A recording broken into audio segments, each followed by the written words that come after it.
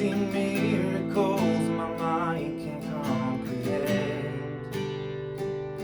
There is beauty in what I can't understand. Jesus, it's you. Jesus, it's you. I believe the wonder-working God, the wonder-working God. All the miracles I've seen, too good to not believe. The wonder-working God, you heal because you love. All the miracles we'll see, you're too good to not believe. I can resurrect a man with my own hands. Just the mention of your name can raise the dead. So all the glory to the only one who can. Jesus, it's you. Jesus, it's you.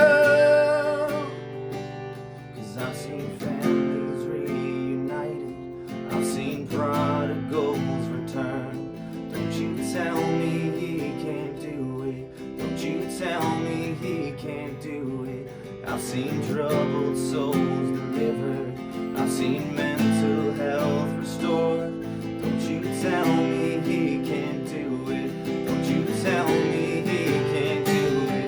I've seen real life transformation, I've seen addicts finally free. Don't you tell me he can't do it. Don't you tell me he can't do it. See cities in revival, salvation flood the streets.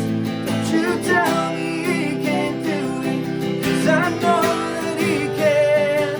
I believe the wonder-working God, the wonder-working God.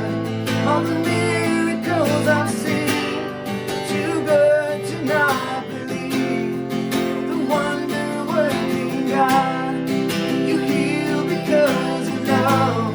All the miracles we'll see, too good to not believe. Too good to not believe. Too good to not believe.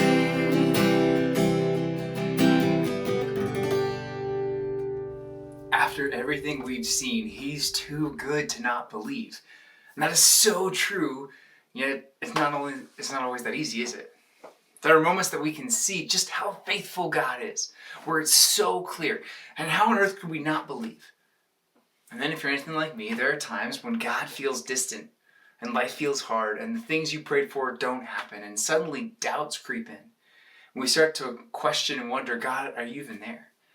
I can relate a whole lot to the Father in Mark 24 who comes to Jesus asking for him to heal his son, and Jesus says, Jesus, I believe, but help me overcome my unbelief.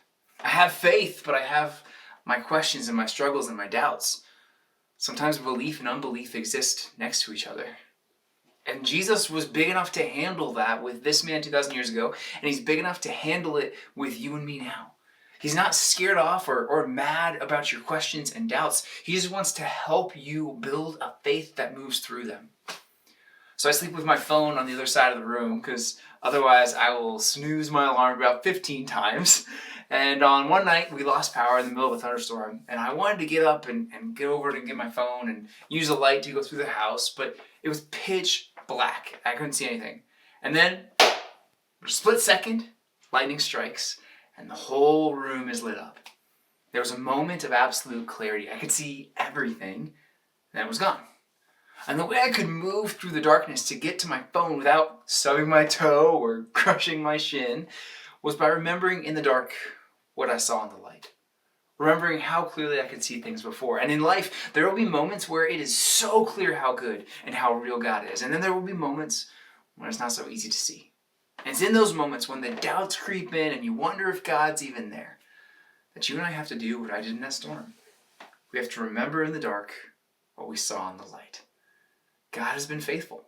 You and I have seen that. And he is more than okay with our doubts and struggles, but he invites us to step out in faith despite those doubts and struggles.